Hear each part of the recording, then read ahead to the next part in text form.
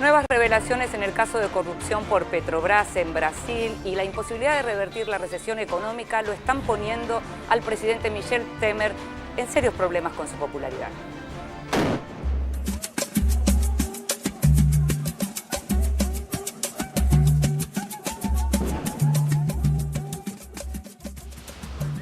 Al mismo tiempo que impulsa políticas de ajuste sin atenuantes que buscan reducir las partidas presupuestarias para áreas sociales sensibles como educación, salud o vivienda, el presidente brasileño Michel Temer debe resistir otro peligroso frente. Se trata de una denuncia que asegura que recibió unos 2,9 millones de dólares ilegales de la constructora Odebrecht. La acusación fue realizada por un ex ejecutivo de esa media empresa, Claudio Melo Filho, y trascendió que habrá más imputaciones contra miembros del núcleo duro del actual gobierno y sus aliados en el Congreso. Entre los posibles imputados aparece Eliseu Padilha, actual jefe de gabinete del oficialista Partido del Movimiento Democrático Brasileño, PMDB. Uno más en la lista que ya incluye a 6 ministros de Temer que debieron renunciar por idénticas imputaciones. El mes pasado, Guedel Vieira Lima, el ministro a cargo de la relación con el Congreso, renunció después de ser acusado por haber presionado a otro integrante del gabinete para que aprobara permisos para una inversión inmobiliaria. Y el 5 de diciembre, un ministro del Superior Tribunal Federal suspendió al presidente del Senado, Renan Calheiros, un hombre clave del partido de Temer en el ámbito legislativo, tras su procesamiento por recibir sobornos. Está sujeto a una docena de investigaciones relacionadas con la red de sobornos de Petrobras que arrastra a otros líderes políticos. La medida luego fue anulada por el Pleno del Tribunal, pero la vida política del presidente del Senado pende de un hilo. El tembladeral de la actual administración recién comienza, ya que el inédito recorte que llevará adelante, como se prevé, generará nuevas protestas. Sim, 53, não 16, nenhuma abstenção, está, portanto, aprovado o texto base.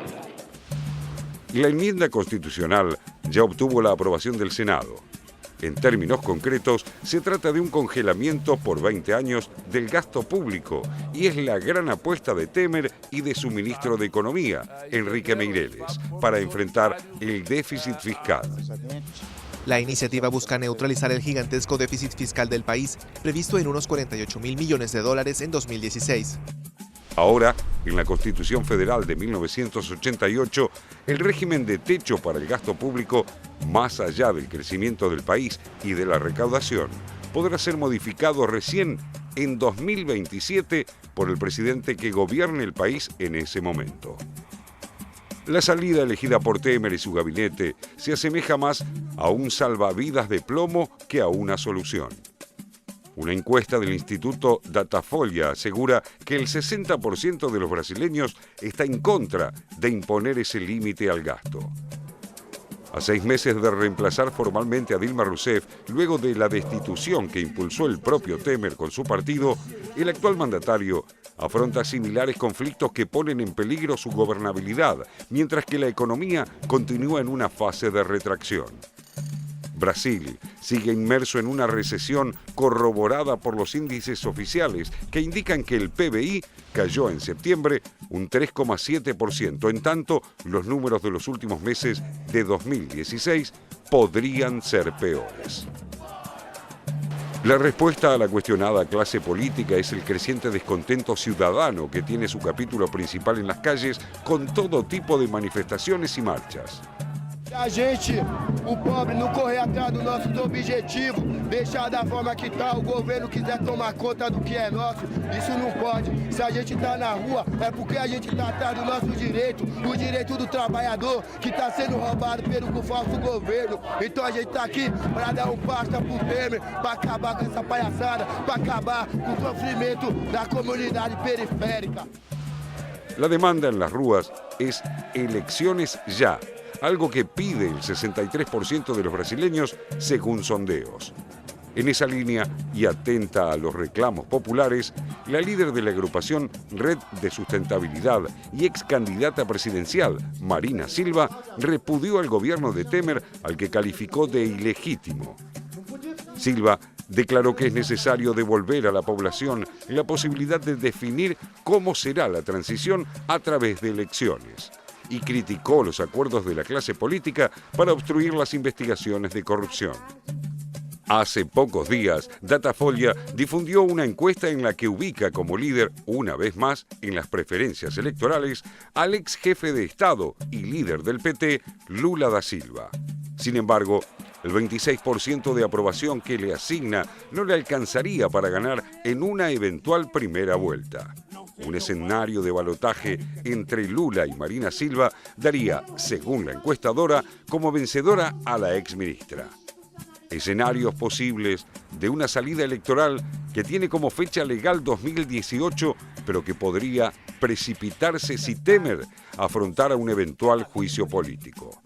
La tensión no cede mientras la población pugna por resolver la economía diaria, una demanda que no ha podido ser resuelta aún en esta nueva e incierta etapa que sobrevino tras 13 años del Partido de los Trabajadores en el poder. Digamos que, aunque algunos quisieron ver cierta como tranquilidad cuando asumió Temer, lo cierto es que la popularidad de Temer no existió nunca. Sí, ¿no? Resulta notable, Inde, que se pueda gobernar un país con tan poca popularidad, digamos, porque los índices de Temer para un presidente no elegido democráticamente, sino designado por el Congreso. Ahora uno revisa un poco la historia brasilera y uno ve que la historia brasilera, las grandes transiciones históricas en Brasil, fueron siempre transiciones interélites, digamos, las élites, los sectores del establishment, los sectores de la conducción del país, digamos, se ponen de acuerdo. Si uno ve la caída de la independencia de Portugal, la proclamación del imperio, la proclamación de la república, el fin de la esclavitud que se produce ahí nomás, la recuperación de la democracia, el Geisel, el general que era el presidente de Brasil en ese momento, dijo que la transición a la democracia en Brasil iba a ser una transición pausada, lenta y gradual, y efectivamente fue. Sabemos que la dictadura brasileña era una dictadura durante la cual el Congreso permaneció abierto, única dictadura en el mundo con Congreso funcionando, era una oposición acotada. ¿Estás comparando entonces este momento con los grandes momentos históricos? Lo que estoy diciendo es que en Brasil las transiciones se dan en general de espaldas a la sociedad, digamos.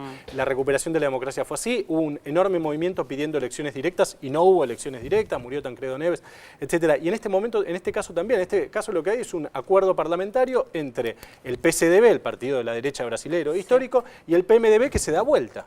El PMDB era fue el aliado del PT durante los 12 años de gobierno del PT, en un momento se da vuelta y decide cambiar la orientación política del país, como se ve en materia de macroeconómica, de ajuste fiscal, como se ve en materia de política exterior, lo venimos hablando en el Mercosur. Es decir, hay un partido que es el fiel de la balanza de la política brasilera, que es el partido del PMDB, que se da vuelta, se alía con el PCDB y ahí logra llegar al poder por vía parlamentaria, digamos, y cambiar la orientación política del país sin que haya elecciones de por medio. Eso es lo que me resulta muy notable, digamos. Raúl, independientemente de cuestiones ideológicas, con este momento del mundo, ¿qué posibilidades concretas puede tener Brasil de salir de la recesión en la que está?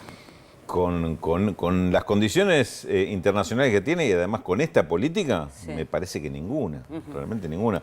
Digamos, yo me preguntaba, ya me la respondió José recién, lo que yo me preguntaba, ¿cómo puede ser un gobierno tan impopular para llevar a cabo una política tan impopular, además? Claro, digamos, porque esto que acaba de votar el Congreso, que es aparte tiene carácter de enmienda constitucional, del congelamiento por 20 años del gasto público. El único ajuste va a ser la tasa de inflación del año anterior. Digamos, ese va a ser el techo. Pero esto sacrifica políticas de salud, políticas de educación y todo lo que tiene que ver con ayuda directa a los sectores más vulnerables, más pobres. Esto parece imposible que, salvo como explicaba José recién, por un acuerdo entre cúpulas, la única forma que avance. Ahora, esto de ninguna manera, Inde, te da la posibilidad de salida, de recuperación de la economía. En un Brasil que además viene viendo en los últimos años que la gente tomó la calle, digamos, ¿no? Porque lo que uno ve y uno puede comprobar en diversos países es que una vez que la gente toma la calle, es difícil que ya la abandone. Un 63% está reclamando en este momento elecciones ya y en las encuestas apuntan, por un lado, Lula, pero ojo, Lula con alguna merma y no ganando en primera vuelta de haber elecciones. Y por el otro lado, la candidata antisistema que es Marina Silva.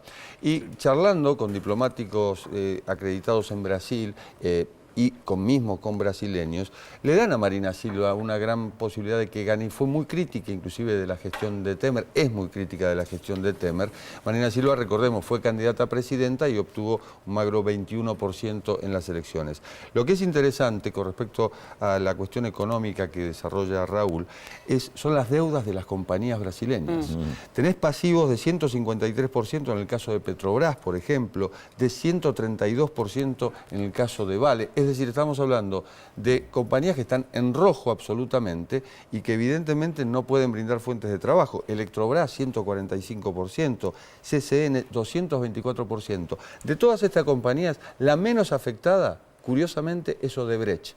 Tiene un 3% de deuda, pero tiene a su presidente y demás detenidos. Y ahora, la última denuncia, la de Claudio Melo, que era director de Relaciones Institucionales, y que dice que en 2014 Temer fue a tramitar 3 millones de dólares para la campaña, en la cual acompañaba a Temer a Dilma Rousseff, bueno, esto lo compromete seriamente al actual presidente. ¿Cómo lo ves, Nat? Una pequeñísima diferencia por ahí con José, pero para complementar, o sea, yo no creo que en Brasil haya habido un golpe de Estado. Creo que ha sido un juicio político vergonzoso de una clase corrupta a una presidenta sumamente débil y con muchos errores. Pero se hizo todo dentro del orden institucional, por lo menos constitucional.